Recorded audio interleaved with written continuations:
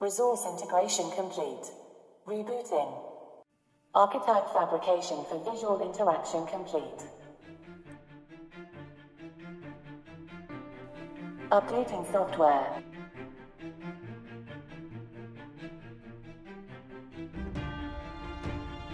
Loading archetype for visual interaction.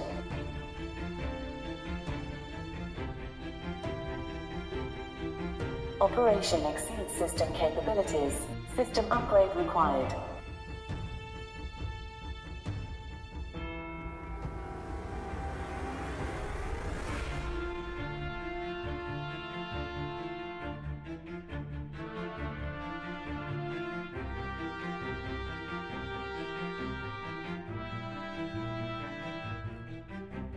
Calculating acceptable operating alternatives.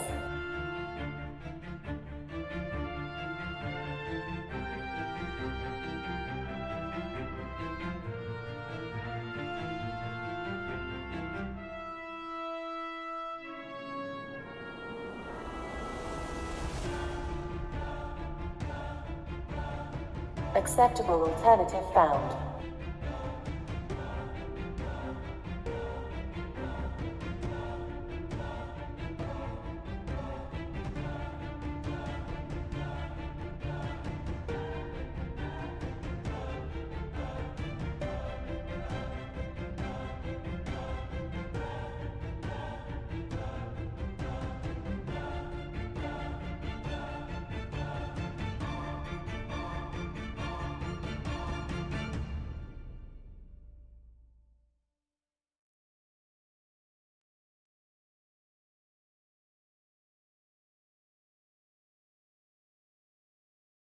Visual interaction performing at 20% capacity.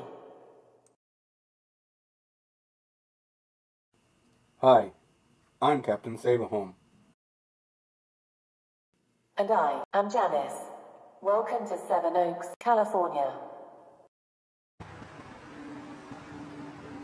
In this project, we will be giving new life to the concrete surfaces on the property. The walkways and accent areas will be receiving a wet look protective top coat to bring out the natural color of the pebble. The back patio, courtyard, driveway, and entryway walk will be restained and given the wet look protective coat to bring them back to their original luster. This is a nice place. It reminds me of the Reform School. We're going to show you step by step what to do based on water-based stains. Steps that are involved are pressure washing. It will get a lot of the larger debris and the dirt off of the surface. The second step is the acid wash, and that can be done with either muriatic acid or distilled white vinegar. There are also several other options. You decide which one is best for you and your project. I opt for muriatic acid just because it tends to be a little more straightforward as to cleaning up what needs to be dealt with, and that's usually calcium deposits and lime deposits and just in general hard water stain deposits. Usually etches through real quick. It's also good for actually making the concrete a little more porous if you've had a surface on it already. The next step after the muriatic acid and washing and the rinsing of the surface is the concrete primer. The concrete primer works similar to drywall primer and paint primer. It adheres real well to concrete, of course, and it allows your concrete stain to adhere a lot better to the concrete itself. Then we get to the concrete stain, and that is actually your color coat. In this case, we're going with a semi-transparent. We want the features of the concrete to show up and not be completely covered. But if you actually have damaged concrete or you're wanting to hide the concrete, go with the solid color stains. The final stage of the project will be the concrete sealer, and it's a top coat that will go over the stain and not only protect the stain, but it'll protect the concrete as well. We're going with the wet look sealer, but they also have several other sheens that you can choose from. But of course, before we get started, we've got to clear our workspace and clear the work area, so that way we don't have anything in our way while we're completing the work, as well as making sure those items are clear from being affected or damaged from the work that's going to be involved. Our first active step is pressure washing. This will remove a majority of the dirt, grime, and build up from the surface. Start with a 40-degree tip. Anything less than a 15-degree tip will be sure to gouge the surface of the concrete. So I had my pressure washer crap out on me. So I had to go with some sort of an alternative. I say it's time for a product review, Janice. Certainly. Product review initiated. Most typical handheld sprayers will give you about 80 to 100 psi. I found what is called the Turbojet wand. The company claims that it's a pressure washer on a stick. It connects directly to a typical water hose and comes with two tips, a fan tip and a jet tip. If close enough to the surface, it will remove the dirt, grime, and minimal build-up, getting into grooves and seams, and removing insects and cobwebs.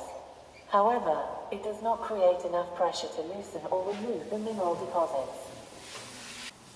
If you don't have access to a pressure washer, this is a competent tool to be able to use instead of a pressure washer. However, you will be using a lot more chemical, and you will be using a lot more elbow grease to remove the mineral deposits from the concrete to be able to get it down enough for it to not show through the finished product.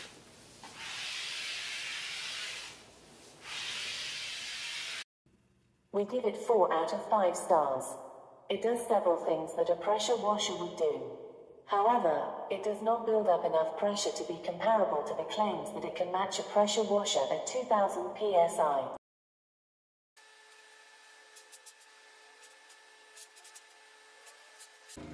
It wasn't long before we were able to find another pressure washer. Shout out to Steve, thanks for helping us out. If you are fortunate enough to own or borrow a pressure washer but are not familiar with them, there are a few things to keep in mind. Start with the widest tip that you can, for the task that you are performing. Keep the tip at about 12 inches from the surface and squeeze the trigger. If the desired effect is not being produced, move the tip closer but no less than about 6 inches. Change out the tip to a narrower one if the desired results are not being met.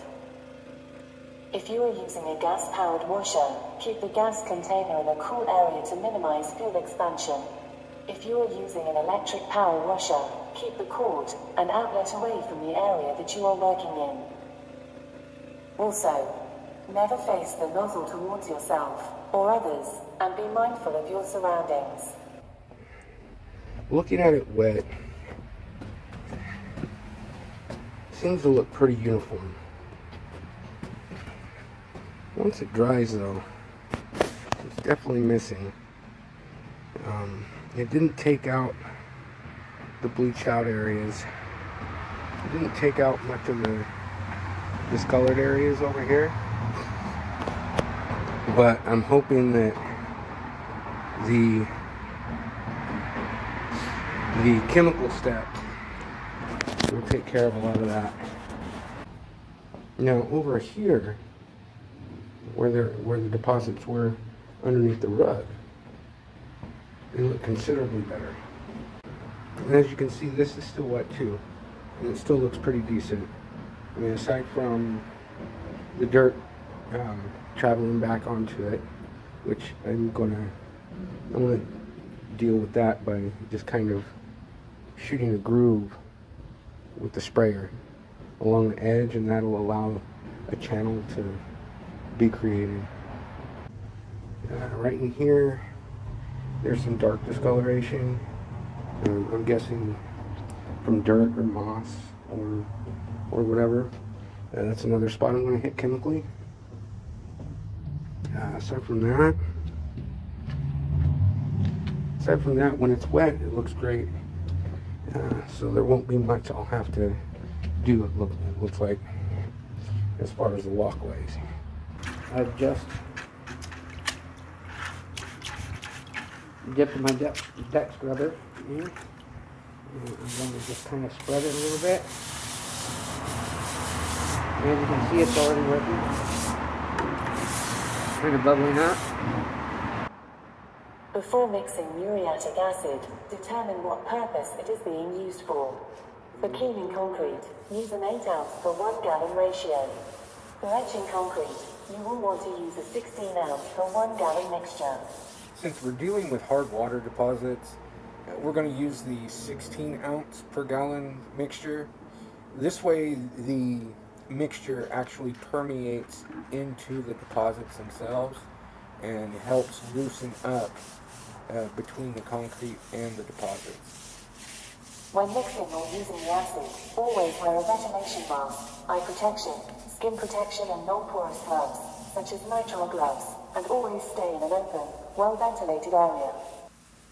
To apply the muriatic acid, you'll want to use a nylon bristle deck brush and just dip the deck brush into the bucket and spread it along the concrete area that you're wanting to clean or etch. Usually just the chemical reaction itself will take care of any minor issues, but the reason for actually using a deck brush is so you can scrub into the more stubborn areas. Even though a wire brush sounds more ideal, there are reasons why it is not suggested. The wire brush can be too coarse and could cause scoring on the concrete. Also, the muriatic acid has a tendency to cause the metal bristles to deteriorate. So if you are going to use a wire brush, make sure it's not your favorite one and use it sparingly, because the moment you start using it in the muriatic acid, it will start deteriorating. There's a couple of paint spots on the floor here. First, what you want to do to get the really big chunks off is use your scraper and then use a wire brush for the rest of it. If the hard water buildup doesn't go away easy enough, you can still use your muriatic acid mixture and a metal brush. The muriatic acid will eat through the metal and weaken it, but as long as you just use a really cheapy one that you're not going to worry about losing, it should be perfectly fine. So what you'd want to do, you just dip your wire brush into the muriatic acid and give it a little bit of elbow grease. Scrub it one way, scrub it the other, and then give it a circular motion so you don't have gouges. And that's if these stains want to be stubborn. If the stains aren't too bad and the buildup's not too bad, then you don't have to go to that extreme. But if it's not coming off with the muriatic solution alone, if it's not coming off with a nylon deck brush, then you just kind of want to spot treat these areas until it gets rid of most of it. Now, I'm not going to promise you're going to be able to get rid of all of it, but you're definitely going to be able to get rid of the major problem areas. And you can do that with any trouble areas that are just being way too stubborn. I'm going to hit the rest of them and then give it one more rinse off. Here's after one pass of doing just touch-up with the wire brush and the muriatic acid. It's definitely improved it quite a bit.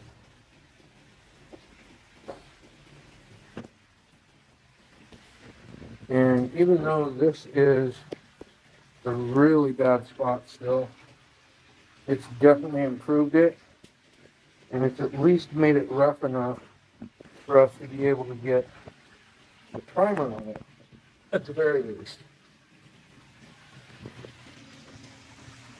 Now this one over here, you can't really see it just because of the difference in the lighting, but I was able to remove all the deposits from this corner here by going over it once with the wire brush. Alright, on to the primer. Before proceeding to each step going forward, you will want to sweep the surface clean.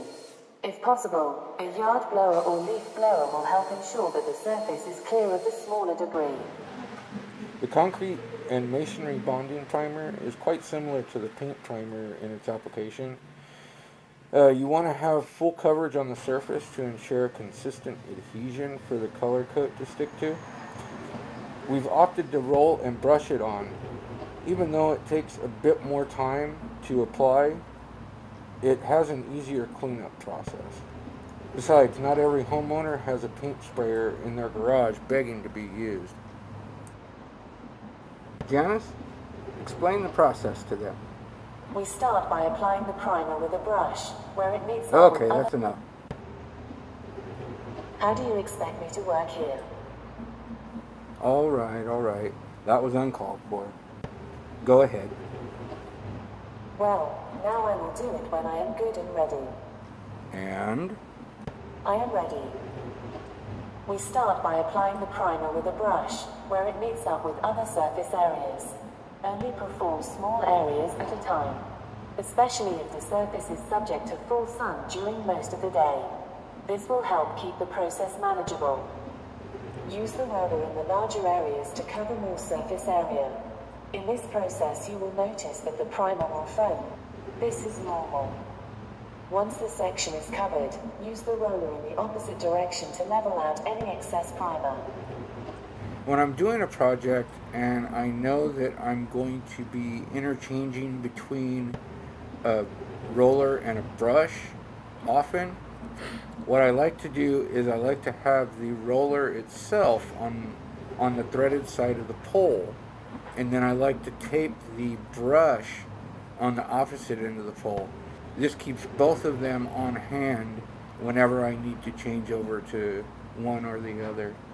And if you are going to be changing over between the roller and the brush often, what you want to do is you want to use a freezer bag, and whichever one that you're not using at the moment, you want to put it inside the freezer bag, or basically put the freezer bag over it.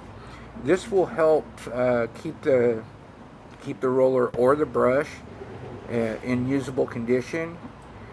And then after you're done with either of them or both of them, what you'll want to do is you'll want to seal the brush completely into the Ziploc bag, and then take the roller pad off of the roller and also put that in a Ziploc bag. That keeps the material on the roller and the brush soft enough to be able to clean up afterwards. There's been too many times where I've noticed that people will just kind of use a brush, set it down, and then it goes bad. Or they'll use a brush and they'll spend time cleaning it right then and there on the spot, and then your product on the surface tends to be inconsistent with the next step. It also takes away from valuable project time. So it's always good to be able to have that plastic bag of some sort to seal the brush and the rollers until you're able to clean them at the end of the day. Do you know of anything else that we may have left out, Janice? I'm trying to think, but nothing happens.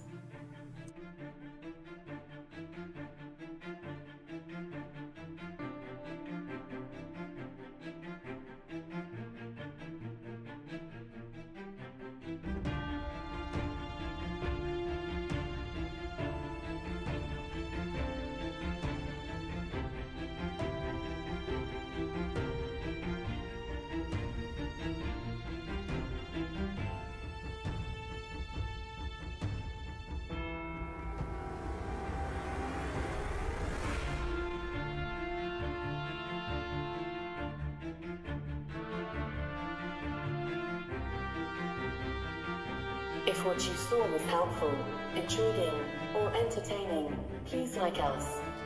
Share with your friends. And subscribe to be notified of newly released issues. And leave a comment below if you have any questions about the projects you see here. We would enjoy hearing from you.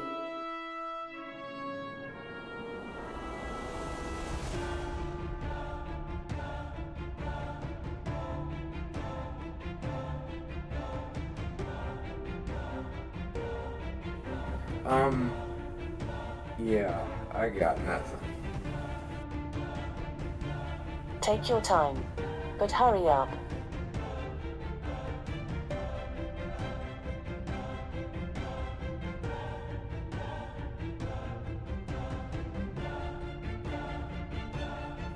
Okay. So there's this guy, right? Too late. Oh, crap.